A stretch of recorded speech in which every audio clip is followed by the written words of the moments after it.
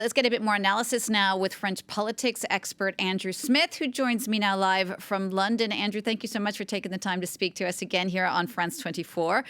Let's start with the violence that we saw in some of these protests last week, over the weekend. Do you think that this kind of violence, when it does disrupt these mostly peaceful protests, do you think that it discourages demonstrators, or does it contribute to the breathlessness of the movement?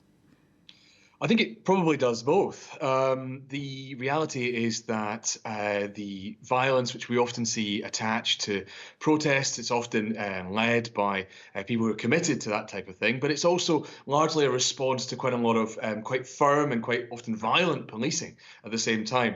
So I do think there is a difficulty there because it allows the government to respond to what they see as disorder. It allows the government to lean in to the idea that, they are the ones defending the rightful position, and it allows them to discredit wider protests. And so I think it does accelerate and create that breathlessness that you spoke about. And I think it might also upset ordinary people who want to go out and be part of, a democratic movement, using their rightful, ability to go out and protest against the decisions of government and wider issues, as mentioned in your piece beforehand. And so I think there is a lot of difficulty there around it. The government is being very firm about this. We've heard the Interior Minister, Gérard Darmanin, has been talking a lot about the idea of the policing response. We've seen a lot of discussions about fast-tracked trials for people. And this allows the government, again, to present itself as defending order and trying to maintain stability against people being whipped up, as they would put it, by the opposition. Indeed, there was a new meeting today with French President Emmanuel Macron and his ministers, their usual weekly meeting that was actually moved up a day. Do you think that the government could give some concessions somewhere, perhaps delay the start date of the reform if the anger of the protesters continues to grow? Well, I think it's important that this is a widespread, broad-based protest, which is not just happening because of the age of retirement. This is much broader than that, I think. But I think importantly as well, the role of the unions is crucial. The intersyndical, the kind of inter-union movement, has already, it's been reported that Laurent Berger of the CFDT has put forward a proposal really for mediation in talks with the government. We've had some negative responses from Olivier Véran, who's kind of said, well, maybe we don't need mediation there. But there are kind of ways out of this for the government, not necessarily to back down and present it as a defeat by the streets, but to enter into meaningful consultation with intermediary bodies. And that's really this idea of finding a new way to govern, finding a way to move past this idea of the exercise of brutal vertical power. When Emmanuel Macron was elected, he spoke a lot about the idea of, reinvesting the state with authority and grandeur and all the rest of it.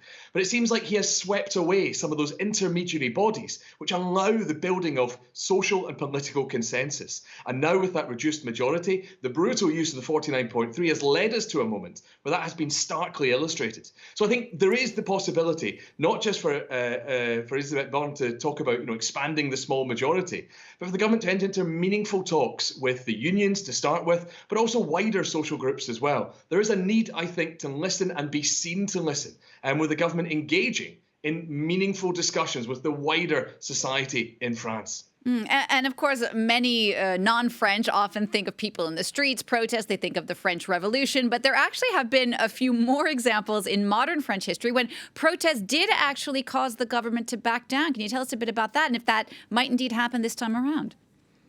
Sure, of course. One of the main reference people go back to is obviously 1995, and that in response to the Juppé Plan reforms of social security led really to an extraordinary, again, cross-cutting movement, uniting different sectors, uniting different unions, and which led to the reforms being kind of pushed.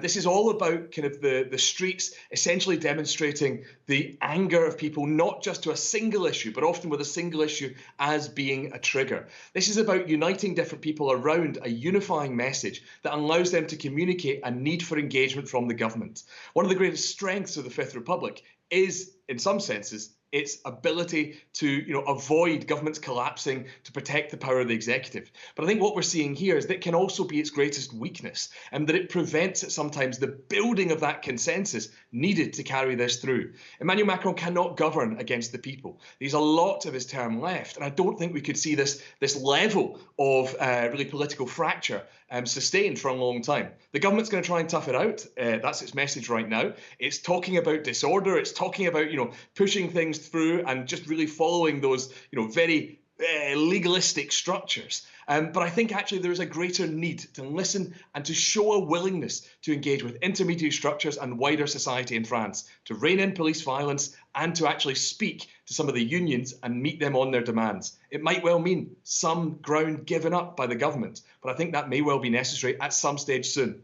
All right, Andrew, thanks so much for that. Andrew Smith there speaking to me from London. Thank you.